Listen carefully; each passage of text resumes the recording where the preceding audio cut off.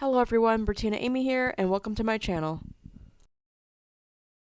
So now at my local Dollar Tree, they brought in these new blue mugs and plates, and Dollar Tree is now doing back to school stuff. They have new back to school fidgets, poppers, specialty pens, specialty super cute erasers. They also have reusable bags, lanyards. They now have lunch bags available for $5, and even $5 backpacks with Ninja Turtles, Captain America, Frozen, and even clear backpacks. And Disney princesses.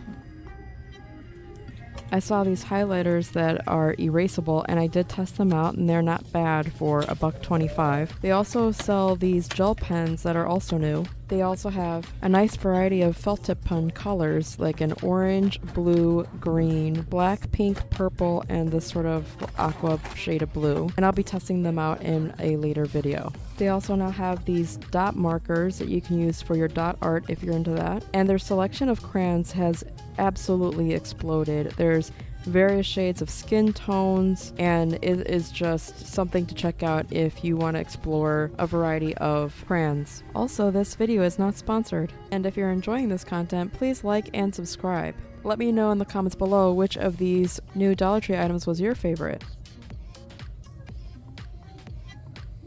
There's also a decent selection of colored pencils and markers by Crayola.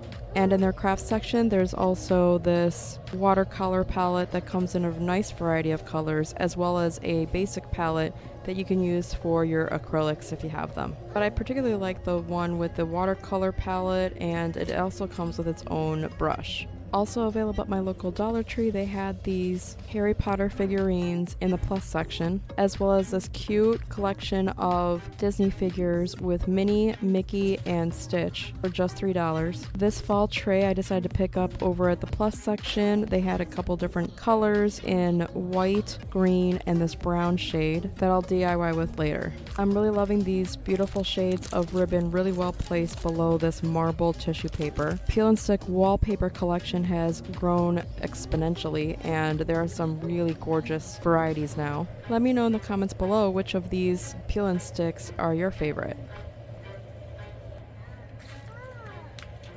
It is really hard to get all of these in a single shot with just my little phone camera, but I think I got everything. So for this super easy DIY, I'm going to be taking my favorite of all the different peel and stick wallpapers and placing it on top of this design so that I can use it year round. Before I do that, I'm going to go ahead and remove the tag. This piece has two tags, one from the actual store and the other one is more of a decorative piece. And since I'm not using this as a fall piece, I'm actually going to go ahead and remove it, but I'm going to save the decorative piece for a future project. This is a super quick and easy DIY. I am just laying my wallpaper as evenly as I can within this tray, and I'm using my nail to create an indentation along the gaps, as well as creating a crease along the bottom just so that I make sure it fits perfectly, because this wallpaper is actually a little bit longer. This is a super quick and easy DIY. I am just laying my wallpaper as evenly as I can within this tray, and I'm using my nail to create an indentation along the gaps, as well as creating a crease along the bottom just so that I make sure it fits perfectly, because this wallpaper is actually a little bit longer. And I believe all the different wallpapers are the same size, but make sure to measure before you purchase, just to make sure. It is definitely far better if the wallpaper is larger than the tray itself. That way it'll work. And of course, feel free to choose a totally different design. There are so many to choose from. They even have marble ones, wooden ones, and other floral ones, and many others.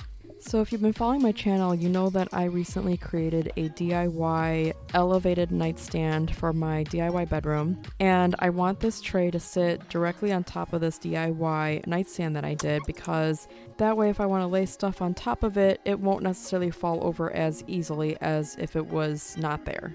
And if I really wanted my tray to match my DIY nightstand, then I could have just taken it and painted it in black chalk paint, but honestly I really didn't want to do that, and I wanted just to have this piece completed, and I kind of like the idea of having both brown and black, so I'm not particularly picky, but you can of course go ahead and paint it with some other shade of color, some other chalk paint that you might have first and then wait for it to dry, then add your design on top.